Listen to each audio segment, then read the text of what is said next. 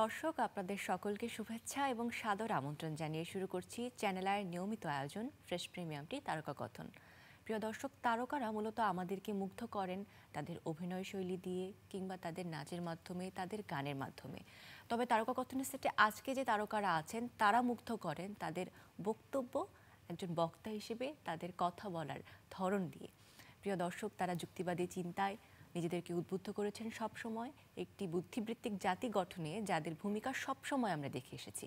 প্রিয় দর্শক, সাথে আছেন তেমন একটি সংগঠনের 3 জন তারকা। শুরুতেই তাদের সাথে পরিচয় করাবো এবং গল্প করব তাদের সাথে। আমাদের সাথে আছেন ন্যাশনাল ডিবেট ফেডারেশনের চেয়ারম্যান AKM শোয়েব। শুভেচ্ছা আপনাকে। আপনাকে অনেক শুভেচ্ছা।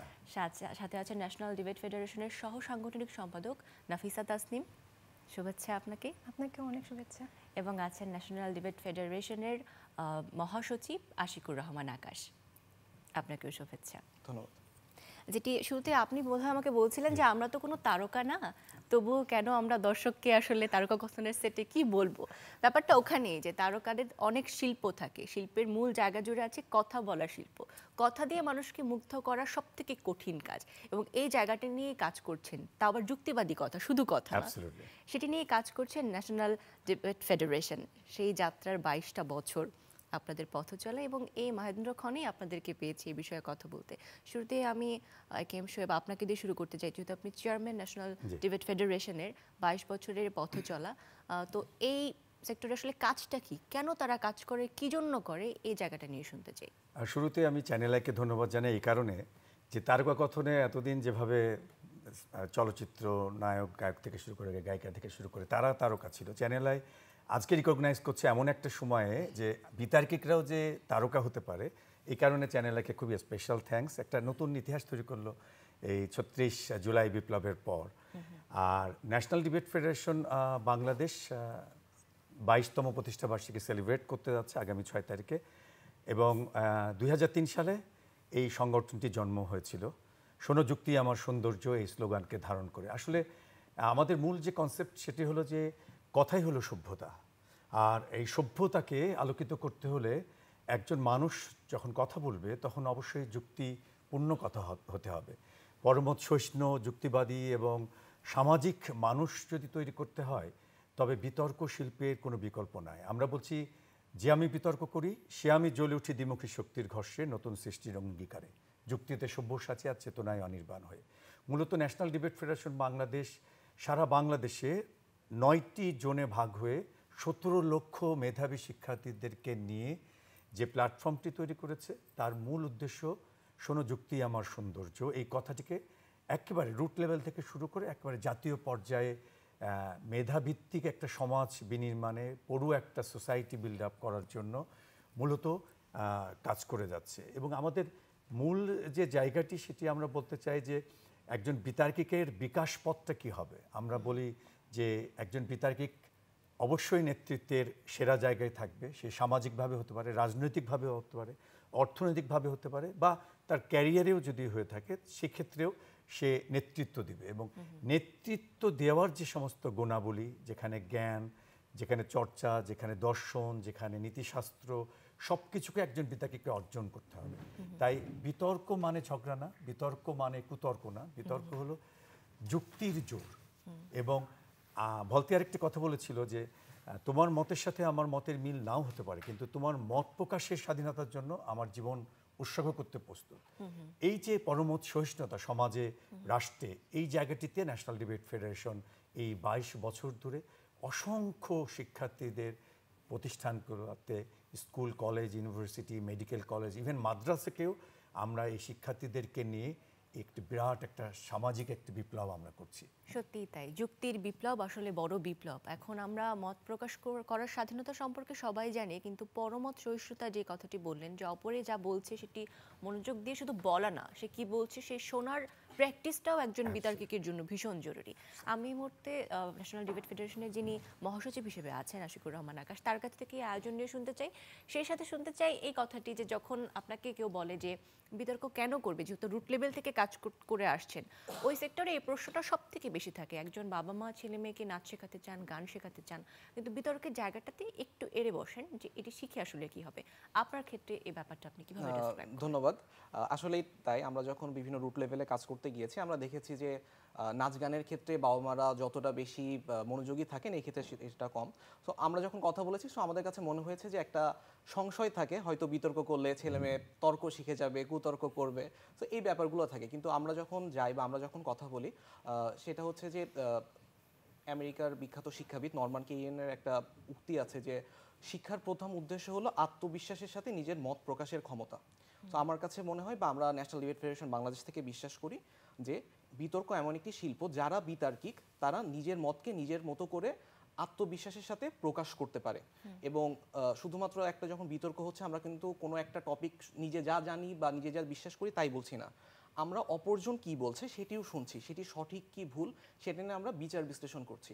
তো শুধুমাত্র কথা বলার ক্ষমতা না, বরং অন্যজনের যে মত সেটাকেও বিচার বিশ্লেষণ করা, সেটাকেও হচ্ছে সঠিক না ভুল সেটা নিয়ে কথা বলা বা সেটি মেনে নেওয়ার ক্ষমতা। সো এই বিষয়গুলো আমাদের বিতর্ক শিল্পটা হচ্ছে শেখায়। আর এই জায়গা থেকে আমরাও চেষ্টা করি এটাই ছড়িয়ে দিতে। এবং আমরা যখন রুট লেভেলে যাই অনেক ক্ষেত্রে দেখা যায় যে শহর অঞ্চলে বিতর্কের প্রতিযোগিতাগুলো অনেক বেশি, প্ল্যাটফর্ম অনেক বেশি, সুযোগ অনেক বেশি।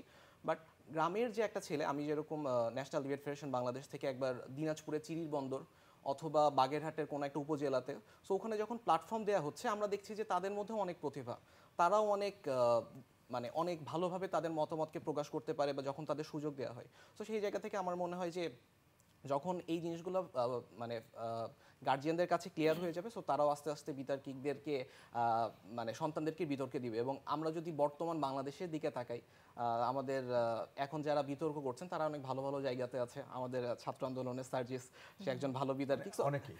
সো আমার কাছে মনে হয় এই জন্য এটা আস্তে আস্তে সামনে চলে আসবে। সত্যিই তাই। আমি এই মুহূর্তে একটু নাফিসা তাসনিমের কাছে শুনতে চাই। বিতার্কিকের জায়গাটা ভিন্ন, কিন্তু একজন নারী বিতার্কিক, একজন পুরুষ বিতার্কিক, এই জায়গাটায় কিছুটা ডিসক্রিমিনেশন সকলের কাছে উঠে আসে। তো একজন বিতার্কিক হিসেবে বা একজন নারী জাগরণের ক্ষেত্রে, নারীদের প্রগতিশীলতা আনার ক্ষেত্রে বিতর্ক কতটা হেল্পফুল হতে পারে সেই বিষয়টা যদি আপনি একটু বলেন। প্রথম হচ্ছে নারীদের এখন তো সমাজে দুই ধরনের, কেউ হচ্ছে পশ্চাৎপদ, কেউ হচ্ছে আধুনিক বা মডার্ন নারী। তো সেই হিসেবে যদি ক্যাটাগরাইজ করি তাহলে দেখা যায় যে আধুনিক নারীদের যারা বিতর্ক করে তাদেরকে পদে পদে শুনতে হয় তুমি তো কথা বলবাই কারণ তুমি একজন বিতার্কিক। তো সেই জায়গা থেকে নিজের সত্যটা প্রকাশ করার ক্ষেত্রে, সঠিকটা বলার ক্ষেত্রে নারীদের যে একটা ভূমিকা সেটা একজন বিতার্কিক খুব সুন্দরভাবে তুলে ধরতে পারেন। আর পশ্চাৎপদ নারীদের ক্ষেত্রে বলবো যে এখনও পুরুষ শাসিত সমাজে নারীদেরকে অনেকভাবেই পশ্চাৎপদ করে রাখা হয়। তো সেই হিসেবে কেউ কোনো বিতার্কিক যদি মনে করেন যে আমি আমার সত্যটাকে প্রতিষ্ঠা করতে চাই কিংবা আমার জন্য বা সমাজের জন্য কোনটা ভালো হবে সেইভাবে নিজেকে প্রতিষ্ঠা করতে চাই, তাহলে তার মধ্যে একটা জাগরণ সৃষ্টি হয়। বিতর্ক মানে সত্যের একটা বোধন, সত্যের একটা জাগরণ। একটা কথা আছে যে সন্দেহের জননী হচ্ছে বিতর্ক, আর বিতর্ক হচ্ছে সত্যের জনক। তো সেই সত্যটাকে গ্রহণ করে তিনি খুব সহজেই তার আশেপাশে পজিটিভিটি ছড়াতে পারেন এবং পুরুষের থেকে তিনি যে কোনো অংশেই কম নন, বরং নারীরা পুরুষের থেকে অনেকাংশে বেশি, সেটি তিনি প্রমাণ করে দিতে পারেন। সেই জায়গা থেকে আমি মনে করি নারীদের অবশ্যই বিতর্ক চর্চার সাথে সম্পৃক্ত হওয়া উচিত। ওয়েমেন এম্পাওয়ারমেন্টের ক্ষেত্রেও আসলে এটা অত্যন্ত গুরুত্বপূর্ণ একটা ভূমিকা রাখতে পারে। আমরা তো আসলে ইন্ডিভিজুয়াল জায়গা থেকেও শুনলাম আর কিছু কিছু সামগ্রিক বা রুট লেভেলের জায়গা থেকে শুনলাম, কিন্তু জাতীয় পর্যায়ে একটি প্রজন্মের চিন্তা ভাবনা পরিবর্তনের ক্ষেত্রে বা তাদের বুদ্ধিভিত্তিক চর্চাকে একটি নির্দিষ্ট সীমারেখা বা সীমারেখা ছাড়ানোর ক্ষেত্রে আপনারা যে বিপ্লবের কথাটা বলছেন এটা কতটা হেল্পফুল হতে পারে? এইটা এই সময়ের জন্য, বাংলাদেশের এই সময়ের জন্য অত্যন্ত গুরুত্বপূর্ণ মুহূর্ত বলবো। যে এখন একটা নতুন নবজাগরণ, গণতন্ত্রের নবজাগরণ হচ্ছে। ৩৬ জুলাই বিপ্লবে ন্যাশনাল ডিবেট ফেডারেশন বাংলাদেশের ব্যাপক ভূমিকা ছিল। ১৭ লক্ষ যে বিতার্কিক, আমরা সারা দেশ জুড়ে কাজ করছি। আমরা এই সত্যের পথে, সুন্দরের পথে, এবং দেশ যে অনিশ্চিত একটা অন্ধকারের দিকে চলে যাচ্ছে এরকম একটা মুহূর্তে আমরা একত্রিত হয়ে আমরা মুভমেন্ট করেছি। আমরা পরস্পরের সাথে এই অন্যায়ের বিরুদ্ধে প্রতিবাদ করেছি। বেসিক যে জায়গাটি বিতর্ক শিল্পের, সেটা হলো পড়াশোনার সাথে রিলেটেড। মানে এই শিল্প এমন একটি শিল্প, যেমন নাচ, গান, কবিতা, নাটক, এখানে কিন্তু যা চাপিয়ে দেওয়া হয় সেটাই পারফর্ম করে। কিন্তু বিতার্কিক যখন বিতর্ক করে তখন তার নিজের কথা নিজের মতো করে সাহস নিয়ে, শক্তি নিয়ে নিজের স্বাধীনভাবে সে উপস্থাপন করার ক্ষমতা রাখে, যেটি সবচেয়ে বড় গুরুত্বপূর্ণ। আমি কতটুকু জানলাম, বুঝলাম, আন্দাজ করলাম, তার চেয়ে বড় কথা আমি যেগুলো বুঝলাম, জানলাম, সত্য মিথ্যা যেটাই হোক না কেন, আমি সেটার প্রকাশটা করতে পারলাম কিনা সঠিকভাবে, দ্যাট ইজ ভেরি ইম্পর্ট্যান্ট। তার মানে আমরা বলছি প্রকাশী প্রতিভা। এই প্রকাশী প্রতিভার এই জায়গাটিতে সমাজ পরিবর্তনের, রাষ্ট্রীয় পরিবর্তনের এবং এখনকার যে সোসাইটি, এই যে জেনারেশন জেডের যে কনসেপ্ট, যে এদেরকে আসলে এরা তো খুব বিশ্বাস করে, আপনি ধরেন স্কিলড, যে অনলাইন বেস তাদের বিশ্বাসটা অনেক বেশি, এখানে ইনফ্লুয়েন্স করে অনলাইনের বিভিন্ন কিছুকে, এবং তাদেরকে সঠিকভাবে যদি আমরা নার্সিং না করতে পারি এবং তাদের বিষয়গুলোকে আমরা যদি অনুধাবন না করতে পারি, তবে কিন্তু এই প্রজন্ম কিন্তু মুখ থুবড়ে পড়বে। এই জায়গাটিকে বিতর্ক শিল্প খুব পজিটিভলি কাজ করতে পারে, তাদের চিন্তা চেতনা, তাদের বিশ্বাস, আস্থা এবং তাদের সততার জায়গাটাকে বিল্ড আপ করার ক্ষেত্রে।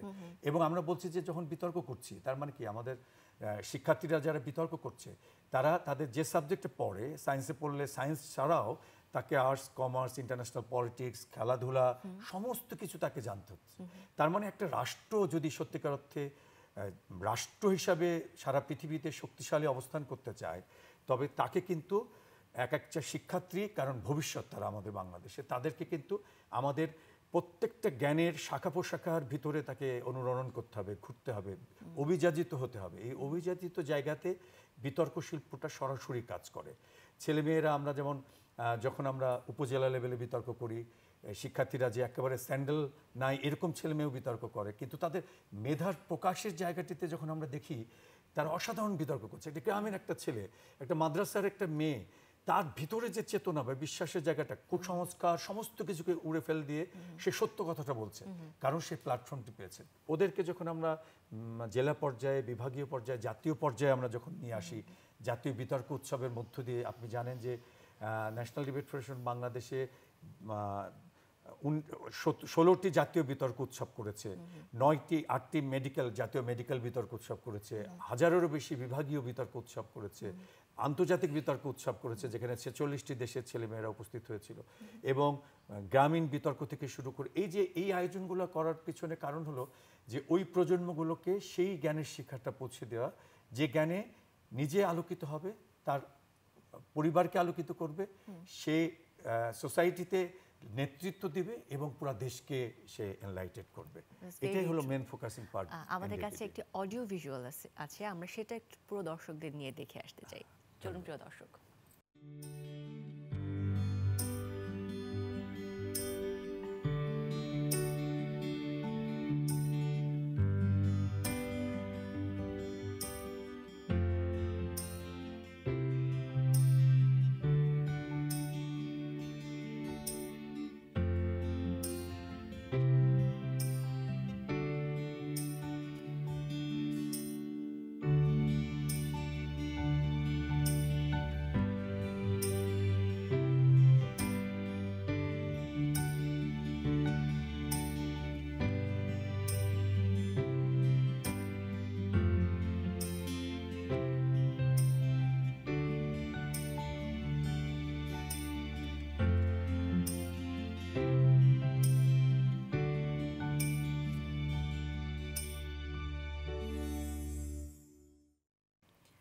এনডিএফ অর্থাৎ ন্যাশনাল ডিবেট ফেডারেশনের এই যে 22 বছরের পথ চলা, সেই পথ চলার বিভিন্ন প্রথম বছর থেকে শুরু করে 11তম 12তম বছরের বিভিন্ন আয়োজনের ছবিগুলো আসলে আর্কাইভের মতো করে একটা অডিও ভিজুয়ালের মতো করে আমরা দেখলাম। এই পথ চলার আসলে জার্নিতে গল্প অনেক থাকে এবং বিপ্লবের জায়গাটা থাকে। আমরা যদি বিতর্কের বেসিক কিছু জায়গায় আসি, বিতর্ক বিভিন্ন ফরম্যাটে হয়, সনাতনী থেকে শুরু করে বারোয়ারি, পার্লামেন্টারি, এরকম। পার্লামেন্টারি একটি জায়গা আছে যেটা একটা ছায়া সংসদের মতো করে একজন মেম্বার অফ পার্লামেন্ট হিসেবে নিজের যুক্তি ভিত্তিক ওই চর্চাটা ওখানে হয়। এই ক্ষেত্রে ইন ব্রডার পার্সপেক্টিভে যদি কেউ রাজনীতিতে ইনভলভ হতে চায় বা সেই ক্ষেত্রে কথা বলতে চায়, ওই জায়গাতে আমি শুনতে চাই যে ডিবেট এই ক্ষেত্রে কি ভূমিকা রাখে। আচ্ছা, আমরা বলছি যে বিতার্কিকদের বিকাশ পথটা কি, আমরা বলছি যে নেতৃত্ব গ্রহণ এবং সামাজিক, অর্থনৈতিক, রাজনৈতিক সব জায়গায় নেতৃত্ব গ্রহণ। কেন তারা নেতৃত্ব গ্রহণ করবে? কারণ তাদের ভিতরে যে জ্ঞানের প্রভাব আছে, চিন্তার প্রভাব আছে, বা তাদের ভিতরে যে আত্মবিশ্বাস আছে, সেই আত্মবিশ্বাসের জায়গাটিতে তারা অন্যদের তুলনায় একটু বিশ্লেষণধর্মী, একটু আলাদাভাবে ভাবতে পারে। এই যে ক্রিটিক্যাল থিঙ্কিং কনসেপ্ট যেটি বিতর্ক তৈরি করে এবং যুক্তি প্রতিযুক্তির যে ট্রায়াল অ্যান্ড এররের যে খেলাটি, সেটি কিন্তু একজন বিতর্কে যখন বিতর্ক করে তখন তার ভিতরে এটা অন্য যে কোনো শিল্পের তুলনায় আলাদাভাবে উপস্থাপিত হয়। আমরা মনে করি যে এই জায়গাটিতে ধরেন এই যে জেনারেশন জেড যে প্রজন্ম, এবং এত বড় একটা বিপ্লব ঘটলো বাংলাদেশে, গণঅভ্যুত্থান হলো, ফ্যাসিস্ট বিদায় নিল, এই জায়গাগুলোতে কিভাবে তারা কাজ করেছে আপনি দেখেন।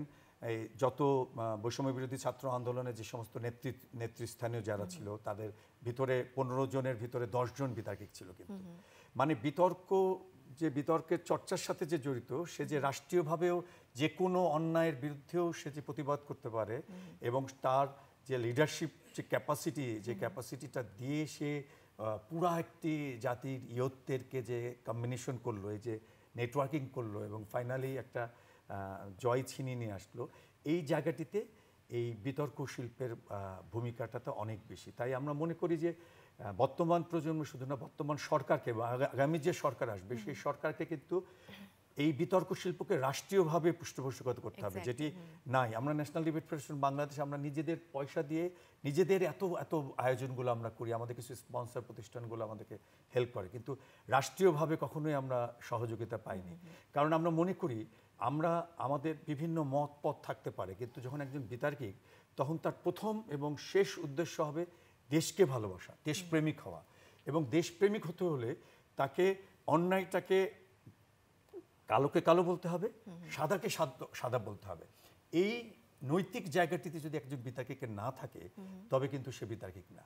একজন পলিটিক্যাল পার্সনের সাথে একজন বিতার্কিকের এই জায়গাটিতে একটা বড় রকমের পার্থক্য। একজন বিতার্কিক যদি কখনো পলিটিক্যাল জায়গায় যায়, ওই আদর্শটাও যদি সে ধরে রাখতে পারে, তাহলে ওই জায়গাটার প্র্যাকটিসটা আসলে ঠিক মতো হবে। অবশ্যই। নাফিসা তাসনিমের কাছে আমি একটু জিজ্ঞাসা করতে চাই, এনডিএফের সাথে পথ চলা আপনার কত বছর সময় হলো এবং এখন কিভাবে কাজ করছেন আপনি এনডিএফের জন্য? এনডিএফ বিডির সঙ্গে আমার পথ চলা 2021 সাল থেকে। এখন আমি মেডিকেল কলেজে আছি, শহীদ সোহরাওয়ার্দী মেডিকেলে। তো এটা মানে সবার কাছে খুবই অবভিয়াস যে মেডিকেল স্টুডেন্টরা আসলে কালচারাল সাইডে বা বিতর্কের সাইডে খুবই ইনঅ্যাক্টিভ। এর একটা বড় কারণ হচ্ছে আমাদের পাঠ্যসূচি, মানে আমাদের প্রায় অনেক দিন এক্সাম থাকে, পড়াশোনার প্রেশার। তো আর সবচেয়ে বড় কথা হচ্ছে যে মেডিকেল স্টুডেন্ট বা ডক্টরদেরই আসলে বিতর্ক চর্চার সঙ্গে সবচেয়ে বেশি সম্পৃক্ত থাকা উচিত। কারণ মেডিকেল একটা টার্ম আছে, নাম হচ্ছে গ্লোসোফোবিয়া, অর্থাৎ কোনো ব্যক্তি কারোর সঙ্গে কথা বলতে ভয় পান বা পাবলিক স্পিকিংয়ে যার জড়তা কাজ করে, এরকম।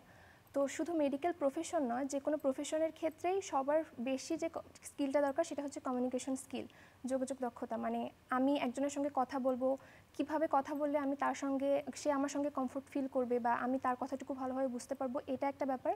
আর দ্বিতীয় ব্যাপার হচ্ছে বিতর্কের সাথে সম্পৃক্ত থাকার কারণে সারা বাংলাদেশে আমাদের এনডিএফের যে তৃণমূল পর্যায়ের সব লিডাররা আছে, তাদের সাথে আমরা যে কোনো সময় কমিউনিকেট করতে পারি।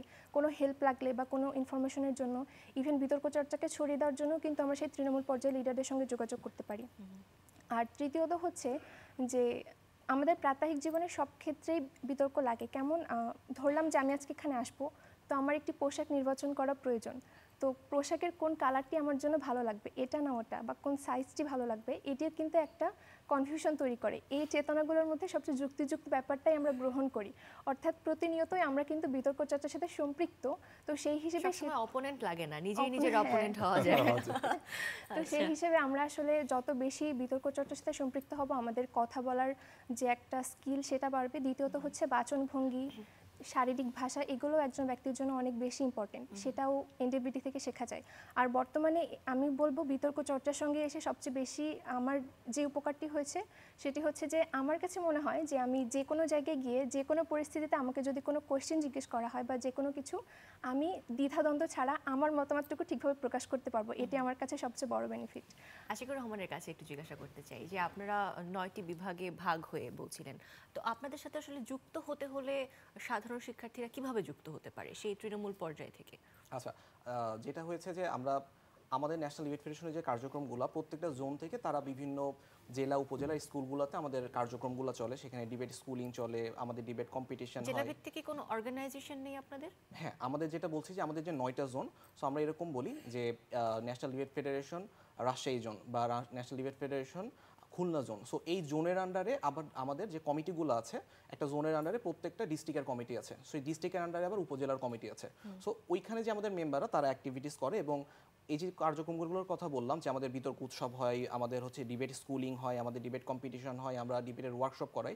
সো এই প্রোগ্রামগুলোর মাধ্যমে আমাদের যে শিক্ষার্থীরা তারা এখানে অ্যাড হয় এবং আমাদের সাথে বিভিন্ন যে তারপরের কার্যক্রম আছে সেখানে আমাদের সাথে এই সম্পৃক্ত হয়। ক্যাম্পেইনগুলো কি স্কুল থেকে শুরু হয়? হ্যাঁ, এটা একদম প্রতি বছর কি এই কার্যক্রমটা চালানো সম্ভব হয়? এটা সারা বছর ধরেই চলতে থাকে। সারা বছর ধরে প্রত্যেকটা জোনে আমাদের যে কমিটিগুলো আছে তারা করতে থাকে। এবং এছাড়াও আমাদের যে সেন্ট্রাল পেজ, আমাদের ন্যাশনাল ডিবেট ফেডারেশন বাংলাদেশের যে ওয়েবসাইট, সো এখানেও সরাসরি অ্যাপ্লিকেশন করে মেম্বার হওয়া যায়। সো সেক্ষেত্রে আমরা যেটা করি, যেটা আমাদের ওয়েবসাইটে আছে, আমরা হয়তো সেই জোনের সাথে কানেক্ট করে দিই। সো তাদের যে হচ্ছে উৎসব বা তাদের যে কার্যক্রম, সেখানে সবাই একত্রিত হয়ে কাজ করে। এবার যে আপনাদের 22তম জন্মবার্ষিকীতে যে আয়োজন, সেখানে কোথায় আয়োজনটি হচ্ছে এবং অংশগ্রহণে কারা কারা বা কতজন থাকছেন এই বিষয়ে যদি একটু ইনফরমেশন শুনি। এখানে মূলত 22তম প্রতিষ্ঠাবার্ষিকী আমরা বলছি। আমাদের সবচেয়ে বড় যে ইভেন্টটা হয় জাতীয় উৎসব, জাতীয় বিতর্ক উৎসব, যেখানে স্কুল, কলেজ, ইউনিভার্সিটি, মেডিকেল কলেজের 2000 ছেলে মেয়ে ঢাকায় আসে। আমরা কম্পিটিশনগুলো হয় উৎসব, মানে এখানে হলো সারা পৃথিবীতে যে ডিবেটের বিভিন্ন মডেল, আপনি যেটি বললেন, বিভিন্ন ধরনের মডেলের প্র্যাকটিস হচ্ছে, সেই প্র্যাকটিসগুলোকে অবহিত করা হয় তাদেরকে। তারপর সাংগঠনিক যে কনফারেন্সগুলো, সেই কনফারেন্সটা ওখানে হয়। সাংগঠনিক যে ফিলোসফিক্যালি আমরা কিভাবে আগাবো বা আমরা আগামীর কিভাবে আমরা পথ চলবো, একটা ক্যালেন্ডার তৈরি করা হয় ইয়ারলি। তারপর বিভিন্ন মডেলের শো ডিবেট হয়। ওই ডিবেটগুলো আমরা তাদেরকে প্রেজেন্ট করি, কারণ তারা আবার তাদের অঞ্চলে গিয়ে সেই ডিবেটগুলোকে প্র্যাকটিস করে।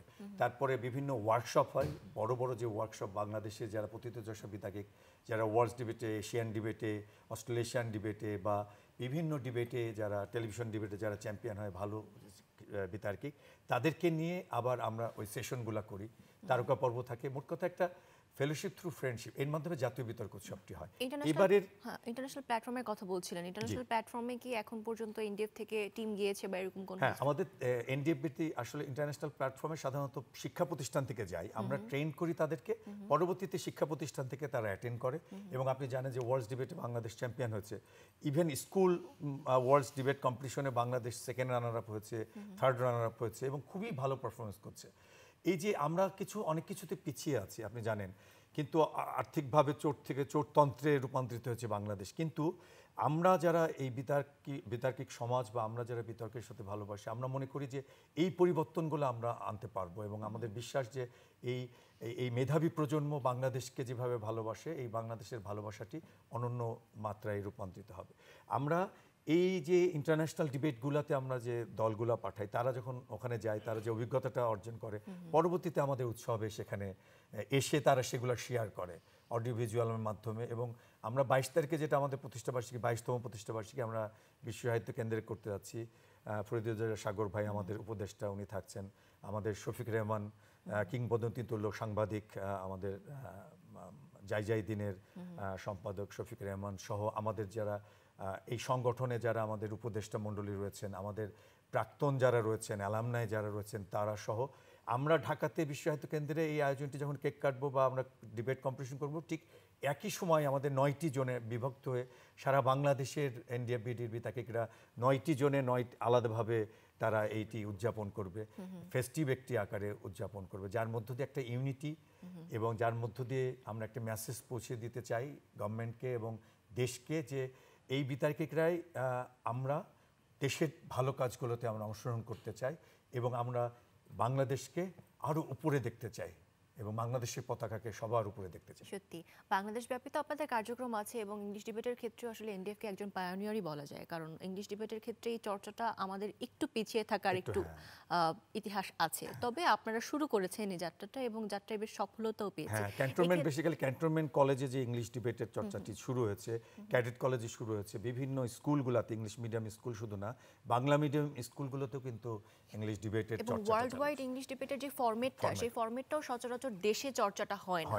তো এই চর্চাটা বাড়ানোর জন্য আসলে আপনারা ব্যক্তিগতভাবে কি? আমরা এই জায়গাটিতে যেটা করছি যে আমরা যেটি 3 মাস ব্যাপী ডিবেট ওয়ার্কশপের আয়োজন করেছি এবং এই ডিবেট ওয়ার্কশপের মধ্য দিয়ে আমরা আমাদের যারা বিশ্ব বিতর্কে যারা সুনাম অর্জন করেছে বা ইন্টারন্যাশনাল ডিবেটে, বাংলাদেশের ডিবেটে, ইংলিশ ডিবেটে যারা ভালো করছে, তাদেরকে নিয়ে আমরা হাতে কলমে বিতর্কের শিক্ষাটা আমরা দিচ্ছি। এর মধ্য দিয়ে একটা নতুন সোসাইটি বিল্ড আপ হচ্ছে। আচ্ছা, যুক্তিবাদী টিবেটের বেসিক জায়গাগুলো নিয়ে যদি কেউ জানতে চায়, সেক্ষেত্রে সবগুলো ইনফরমেশন একসাথে করে নিজেরা কোনো প্রয়াস করেছেন কিনা মানুষের কাছে সেই মেসেজটি পৌঁছানোর এইটা জন্য? এই জায়গাটায় আমরা আমাদের মূল আন্দোলনের যে ফোকাসিং পার্ট সেটা হলো যে কারা স্কুলের ছেলেমেয়েরা স্কুলে, কারণ ওদেরকেই যদি আমরা এই মেধাবী পরমত সহিষ্ণু যুক্তিবাদী অথবা সামাজিক অথবা জ্ঞানভিত্তিক মানুষ হিসাবে তৈরি করতে পারি, তবে তারাই কিন্তু কলেজে যাবে, ইউনিভার্সিটি যাবে এবং রাষ্ট্রীয় ক্ষমতায় বিভিন্ন জায়গায় তার অবস্থান করবে। তাদেরকে জানানোর জন্য বোধহয় আপনারা হ্যাঁ। একটি কি বলবো পাঠ্যক্রমে এটা মতো একেবারে একটি করে বিতর্কের বই, অভিধান বলি আমরা। যুক্তিপত্র বিতর্ক শিল্পের সহজ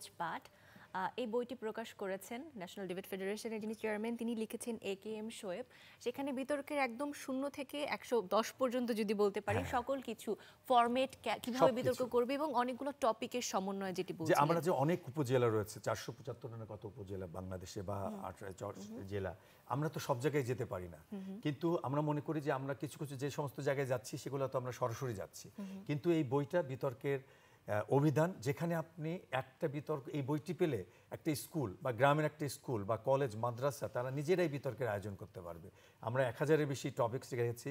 পৃথিবীতে যত মডেলের ডিবেট হয়, ডিবেটের মডেলগুলো দিয়েছি। ইভেন দো জাজমেন্ট কিভাবে হবে, বিচারক মণ্ডলী বিচার কার্য কিভাবে করবে এবং বিতর্ক করতে গেলে কি কি ভালো গুণগুলো রয়েছে, যারা এই বিশ্বে বিতর্কে কাজ করছেন ডেবিডিতে এবং সবাই তারা সহ, এখানে বিরূপাক্ষ পালের লেখা আছে, এখানে প্রফেসর ডক্টর নিয়ামত এলহাই লেখা আছে, সৈয়দ মঞ্জুল ইসলাম স্যারের লেখা আছে, শফিক রেহমানের লেখা আছে, এবং আমরা যারা বর্তমান প্রজন্মের বিতার্কিক তাদেরও লেখা আছে। সকলের লেখা নিয়ে একটি সহজ পাঠ যুক্তিপত্র আকারে তরুণ প্রজন্মের জন্য আপনাদের পক্ষ থেকে উপহার। এই উপহারটি আসলে আমরা সাদরে গ্রহণ করব সকলে, সেই প্রত্যাশা করছি। অনেক অনেক ধন্যবাদ, আপনাদের জন্য শুভকামনা। NDF এগিয়ে যাক। আপনাকে ধন্যবাদ। সারা বাংলাদেশের বিতার্কিকদেরকে ধন্যবাদ জানাচ্ছি। NDF-BD পরিবারের সবাইকে অনেক অনেক বেশি ধন্যবাদ জানাচ্ছি, যারা এই সুন্দর শিল্পের সাথে প্রতিনিয়ত কাজ করছেন, দেশ গড়ায় প্রতিনিয়ত কাজ করছেন। আমরা বিদায় নিতে চাই, ভালো থাকবেন। প্রিয় দর্শক, এই ছিল আমাদের আজকের বুদ্ধিভিত্তিক যুক্তিভিত্তিক আয়োজন। বক্তাদের কথা শুনে আশা করি আপনাদের ভালো লেগেছে। আগামীতে আবারও দেখা হবে সেই প্রত্যাশা নিয়ে আয়োজন থেকে বিদায় নিচ্ছি।